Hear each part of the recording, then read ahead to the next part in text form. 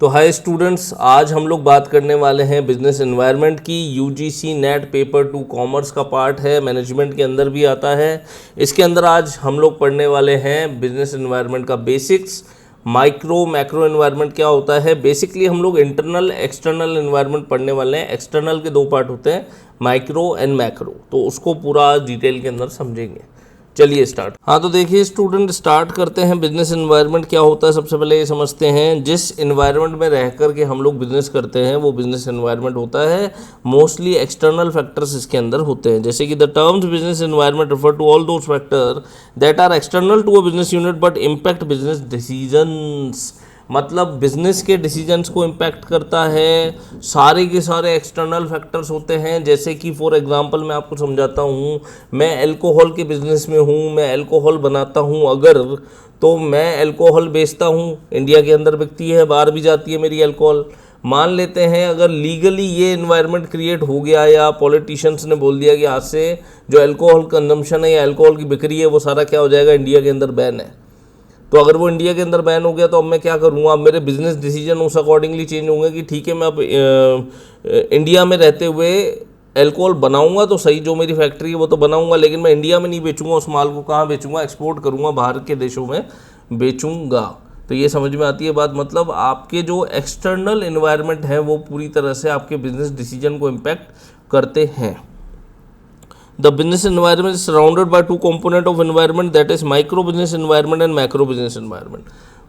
2 environment होते हैं basically, micro and macro. और माइक्रो एंड मैक्रो क्या है अभी अपन समझते हैं। अब देखिए आगे टाइप्स ऑफ इन्वायरमेंट, तो 2 होते हैं, माइक्रो एंड मैक्रो इन्वायरमेंट। तो माइक्रो क्या होता है, माइक्रो इन्वायरमेंट का मतलब वो इन्वायरमेंट है। देखिए मैं आपको सबसे पहले समझाता हूँ। आपके जो बिजनेस इन्वायरमेंट होते हैं ना, बिजनेस मैं नीचे समझा देता हूँ, इसमें नीचे आते हैं अपन थोड़ा। यहाँ पे देखिए, ये देखिए आपके जो बिजनेस एनवायरनमेंट है, ये आपको दिख रहा है, ये बिजनेस एनवायरनमेंट। ये जो बिजनेस एनवायरनमेंट है ये 2 टाइप के होते हैं मेनली। कितने टाइप के होते हैं, 2 टाइप के। 2 टाइप कौन कौन से हैं देखिए, एक तो है आपका इंटरनल, एक है आपका एक्सटर्नल। एक इंटरनल एक एक्सटर्नल, पहले तो ये याद रखना। एक्सटर्नल के अंदर फिर 2 आते हैं, एक आता है अपना माइक्रो, एक आता है अपना मैक्रो। माइक्रो एंड मैक्रो 2 आते हैं। इंटरनल के अंदर क्या क्या चीज़ें चलती है वो सुन लेना। याद रखने का तरीका बताता हूँ इंटरनल में कैसे याद रखोगे। इंटरनल के अंदर याद रखना VMOSA। जैसे समोसा खाते हैं ना अपन, समोसा, वैसे ये क्या है, विमोसा। विमोसा याद रखना, समोसे से क्या आया, विमोसा। विजन, V का मतलब क्या है, विजन। M का मतलब क्या है, देखिए मिशन, ये रहा। O से ऑब्जेक्टिव, S से स्ट्रैटेजी, A से action plan. Vision, mission, objective, strategy, action plan. Vision को आप वैल्यू सिस्टम भी बोल सकते हो, एक ही बात है। Vision, mission, objective, strategy, action plan, ये सब चीज़ें आती है। उसके बाद लेबर यूनियन आती है, ऑर्गेनाइजेशन स्ट्रक्चर आते हैं, ह्यूमन रिसोर्सेज आते हैं, कॉर्पोरेट इमेज, ब्रांड इक्विटी आती है। आपकी जो ब्रांड इक्विटी, ब्रांड इमेज है, ये चीज़ें भी इसके अंदर काउंट होती है। आपकी ब्रांड की इमेज क्या है, लग्जरी ब्रांड में काउंट होता है, वैल्यू फॉर मनी। जैसे मारुति सुजुकी है, तो मारुति सुजुकी कौन सी कार है, आप कहोगे सस्ती है, नहीं। आप कहोगे महंगी है, नहीं। वो वैल्यू फॉर मनी सेगमेंट में काम करती है। वैल्यू फॉर मनी सेगमेंट होता है, चीप सेगमेंट होता है, लग्जरी सेगमेंट होता है। आपका सेगमेंट कौन सा है आपको डिसाइड करना पड़ेगा। उस अकॉर्डिंगली आपको क्या रखनी पड़ेगी, प्राइसिंग करनी पड़ेगी। अब एक्सटर्नल इंटरनल एनवायरनमेंट वो एनवायरनमेंट है ये वाले जो कि हमारे कंट्रोल में थोड़े बहुत होते हैं। यहाँ पे थोड़ा सा कंट्रोल रहता है, अपने हाथ में है। ये इंटरनल एनवायरनमेंट पूरी तरह से हमारे हाथ में। हमारा विजन, हमारा मिशन, हमारा ऑब्जेक्टिव, हमारी स्ट्रैटेजी, हमारा एक्शन प्लान, हमारी ब्रांड इक्विटी, हमारी ब्रांड इमेज, सब कुछ हमारे हाथ में ही तो है। लेकिन उसके बाद एक्सटर्नल एनवायरनमेंट होते जो कि हमारे हाथ में नहीं होते, जैसे कि micro and macro. Micro and macro में क्या है, माइक्रो के अंदर आते कस्टमर। माइक्रो मतलब वो बिजनेस एनवायरनमेंट, मैं आपको समझा दूं। माइक्रो का मतलब क्या है, वो बिजनेस एनवायरनमेंट जो कि हमारे हाथ में थोड़े हद तक है, कुछ लेवल तक है। मैक्रो में वो आते हैं जो बिल्कुल भी हाथ में नहीं है हमारे।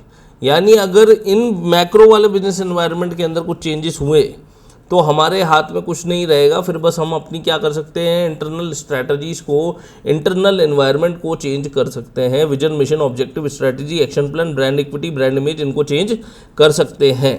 तो माइक्रो वापस से बताता हूँ, इंटरनल एनवायरनमेंट हमारे हाथ में होते हैं, माइक्रो एनवायरनमेंट हमारे हाथ में थोड़े बहुत होते हैं, थोड़े बहुत, ज़्यादा नहीं होते। मैक्रो एनवायरनमेंट हमारे हाथ में बिल्कुल भी नहीं होते। आई होप यहाँ तक क्लियर होगा। अब देखिए माइक्रो एनवायरनमेंट में क्या क्या चीज़ें आती है, आपका कस्टमर, आपका सप्लायर, आपका कॉम्पिटिटर, आपका मार्केट, आपका इंटरमीडियरीज।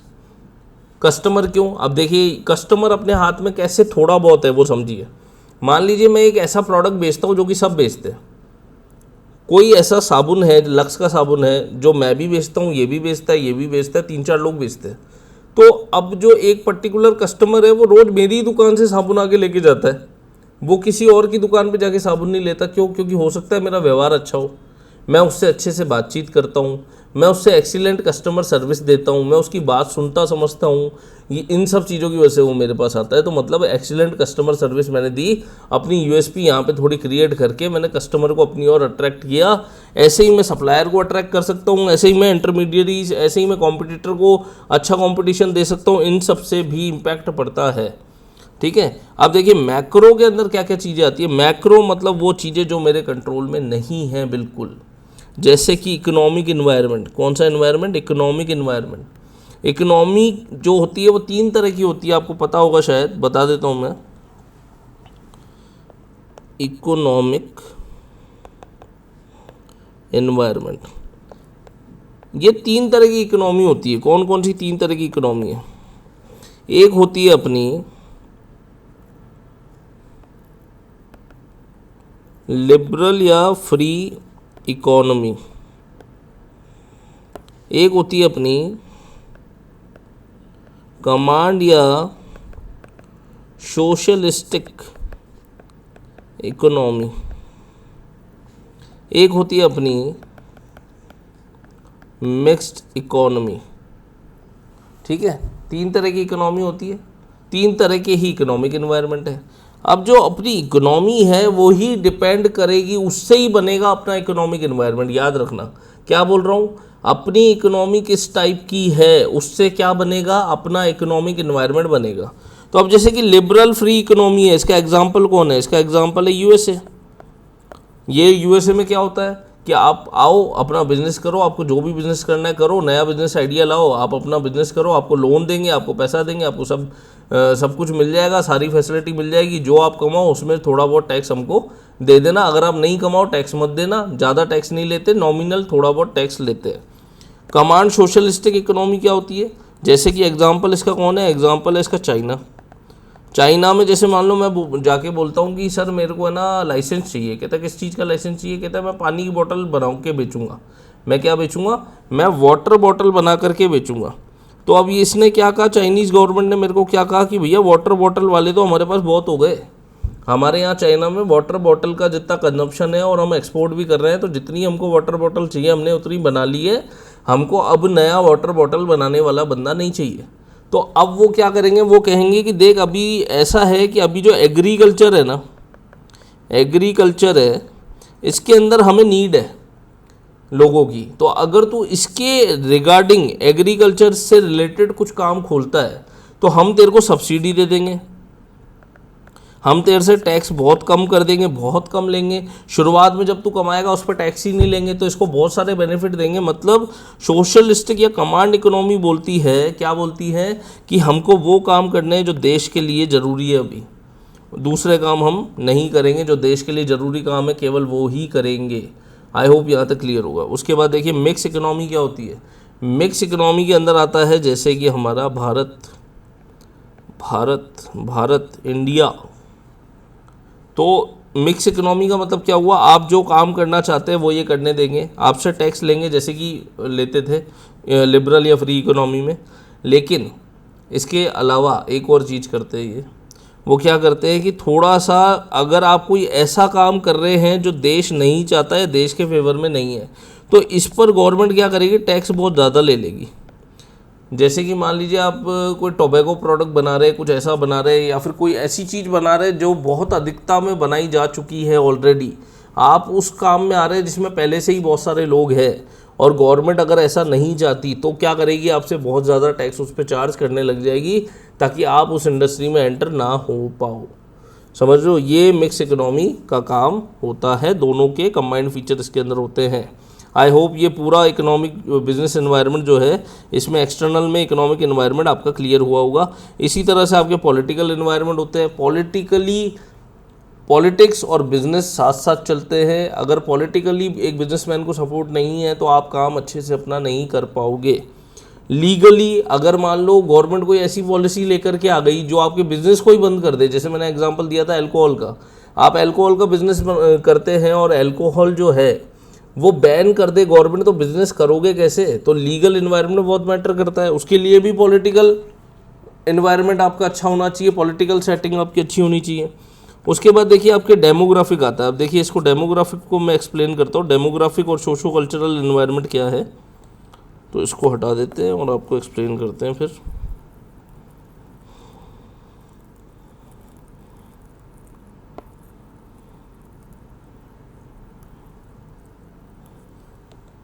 देखिए अब देखिए डेमोग्राफिक क्या होता है। पहले तो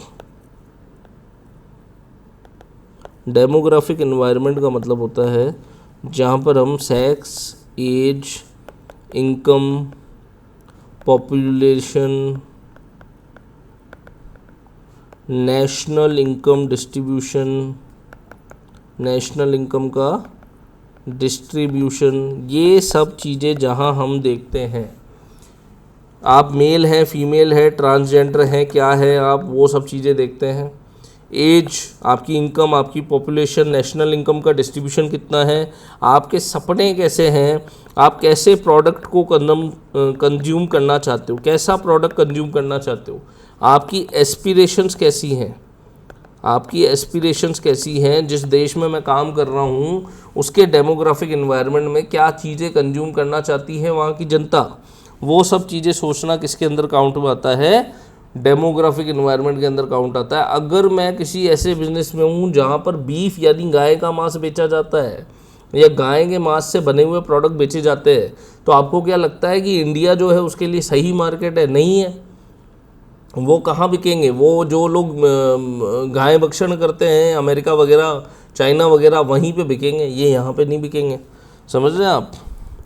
अब देखिए, तो जैसा मार्केट होता है उस अकॉर्डिंगली हमारा प्रोडक्ट होना चाहिए, अदरवाइज वो बिकेगा नहीं। अब देखिए हम लोग स्टार्ट करते हैं सोशो कल्चरल एनवायरनमेंट। देखिए इसके अंदर डेमोग्राफिक तो अपना हो गया, ये तो हो गया। अब देखिए यहाँ पे मैं आ रहा हूँ सीधा एक बार सोशो कल्चरल एनवायरनमेंट के अंदर कि सोशो कल्चरल एनवायरनमेंट क्या होता है। अब देखिए सोशो कल्चरल एनवायरनमेंट, तो सोशो कल्चरल एनवायरनमेंट के अंदर क्या क्या चीज़ें आएगी आपको नाम से पता चल ही रहा होगा। सोसाइटी का कल्चर कैसा है उसके अकॉर्डिंगली हमको प्रोडक्ट बनाना चाहिए। फॉर एग्जांपल मैं आपको देता हूँ मैकडॉनल्ड्स का, ठीक है। मैकडॉनल्ड्स ने क्या किया, ये एमसीई होगा शायद। मैकडॉनल्ड्स ने क्या किया, मान लेते हैं एक तरफ मैकडॉनल्ड्स यूएसए में चल रहा है, एक तरफ चाइना में चल रहा है, एक तरफ इंडिया में चल रहा है। तीनों जगह मैकडॉनल्ड्स चल रहा है, यूएसए में भी चल रहा है, चाइना में भी चल रहा है और इंडिया में भी चल रहा है। यूएस में जब मैकडॉनल्ड्स चल रहा है तो वो क्या बेचते हैं वहाँ पे? ज़्यादातर बिकने वाला बर्गर का नाम क्या है? आपने सुना होगा हैम बर्गर। क्या नाम है? हैम। हैम का मतलब क्या होता है? गाय का मांस। पोर्क बर्गर भी आता है, सुअर का मांस। हर तरह के मीट का बर्गर, ज़्यादातर जो यूएसए वाले हैं वो बीफ कंज्यूम करते हैं। चाइना के अंदर क्या आता है? चाइना क्या खाएगा? चाइना को पसंद है केकड़े, मच्छर, सांप, इसको ये पसंद है। तो इसके जो बर्गर बनेंगे उसके अंदर क्या होगा? ये सब प्रोडक्ट होंगे, इतने खतरनाक प्रोडक्ट। इंडिया में हम लोग क्या खाते हैं? इंडिया में हम लोग 55% लोग आज भी क्या है? वेजिटेरियन है। तो इन्होंने कौन सा बर्गर निकाला यहाँ पे? मैक आलू टिक्की, मैक आलू टिक्की, महाराजा मैक, महाराजा मैक। ऐसे नाम क्यों रखते हैं? ऐसे बर्गर क्यों निकाले जो कि वेजिटेरियन है? क्योंकि यहाँ का जो बिज़नेस एनवायरनमेंट है वो ये बोलता था कि यहाँ के जो लोग हैं वो आलू कंज्यूम करते हैं, वेजिटेरियन है, तो इनको प्रोडक्ट भी कैसा देना पड़ेगा? वेजिटेरियन प्रोडक्ट देना पड़ेगा। तो यहाँ तक मेरे हिसाब समझ में आ रही होगी। अब देखिए हमारे यहाँ मीट बर्गर भी बेचे जाते हैं, लेकिन वो जो मीट बर्गर है उसके अंदर चिकन होता है या तो मटन होता है। इसके अलावा कुछ और आपको पोर्क या जो काऊ का है ऐसा कुछ आपको नहीं मिलेगा। क्यों नहीं मिलेगा? क्योंकि हमारा सोशो कल्चरल एनवायरनमेंट ये अलाउ नहीं करता। अगर मैकडोनल्ड्स ऐसा कुछ बेचने लग जाता हैमबर्गर जैसा तो इस पर केस होता, या तो कोई बहुत सारे हिंदू स्वयंसेवक संघ और बजरंग दल, रक्षा संघ जितने भी होते हैं अपने, वो सब आ जाते वहाँ पे और मैकडोनल्ड्स को बोलते कि भाई आपने ये कैसे कर दिया, कि आपको जब पता है कि हम लोग गायों का सम्मान करते हैं तो आपने गाय का मीट बेचने की कोशिश जो है यहाँ पर कैसे कर दी। तो वो मैकडोनल्ड्स वालों के लिए प्रॉब्लम हो जाती। तो इसलिए आपको प्रोडक्ट ऐसा बनाना है जो उस देश की जनता कंज्यूम करती है, तभी तो बिकेगा। अगर मैं जाकर के मान लो वेजिटेरियन प्रोडक्ट बेचूंगा यूएसए में तो कोई ख़रीदेगा ही नहीं, क्योंकि वहाँ पे अधिकतर लोगों को मीट खाने की आदत है, तो मीट ही खाएंगे। तो जहाँ जैसा इन्वायरमेंट है वैसा आपको करना पड़ेगा। अब देखिए अगला है टेक्नोलॉजिकल इन्वायरमेंट। अब इसको समझाता हूँ मैं थोड़ा सा आपको कि टेक्नोलॉजिकल इन्वायरमेंट क्या होता है।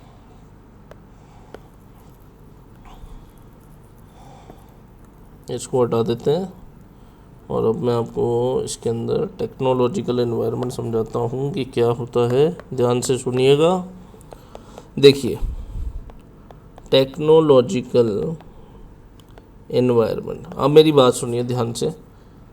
ये दो चीज़ें बना रहा हूँ, यहाँ लिख रहा हूँ मैं जियो, यहाँ लिख रहा हूँ मैं वोडाफोन, यहाँ लिख रहा हूँ मैं आइडिया, यहाँ लिख रहा हूँ मैं एयरसेल। एयरसेल आती थी पहले अगर ध्यान होगा तो, फिर आई एयरटेल, और कौन सी होती है बीएसएनएल, ये सब चीज़ें थी। अब मेरी बात ध्यान से सुनना। और ये जियो, एक बुक आती है जिसका नाम है ब्लू ओशन स्ट्रैटेजी। क्या नाम है उसका? Blue ocean strategy.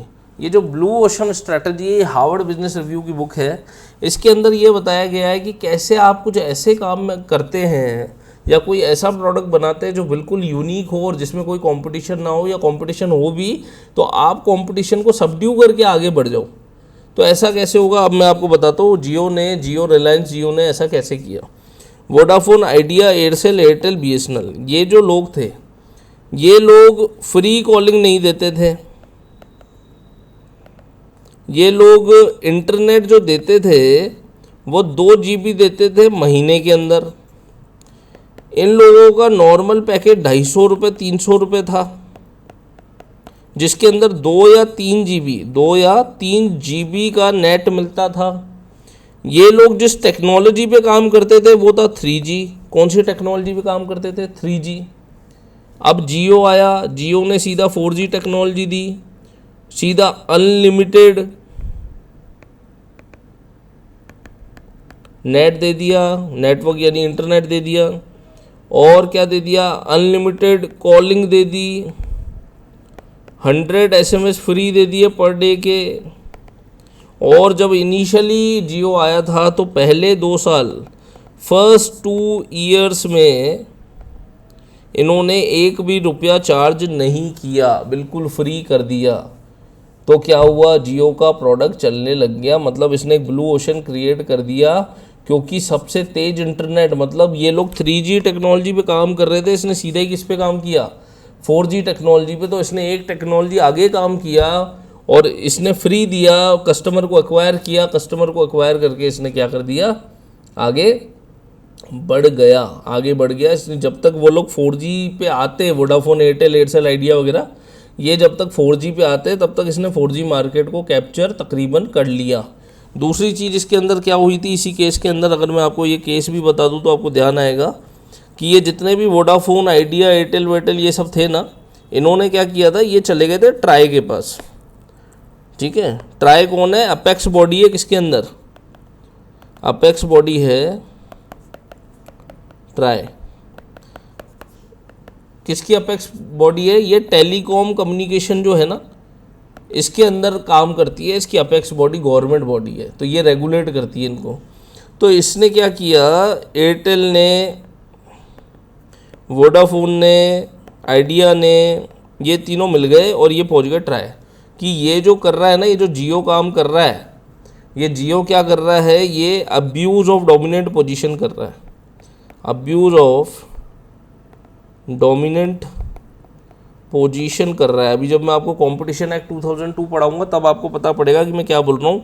Section 3 subsection 3 की बात है ये, कंपटीशन एक्ट 2002 के अंदर सेक्शन 3 सबसेक्शन 3 के अंदर आता है अब्यूज ऑफ डोमिनेंट पोजीशन।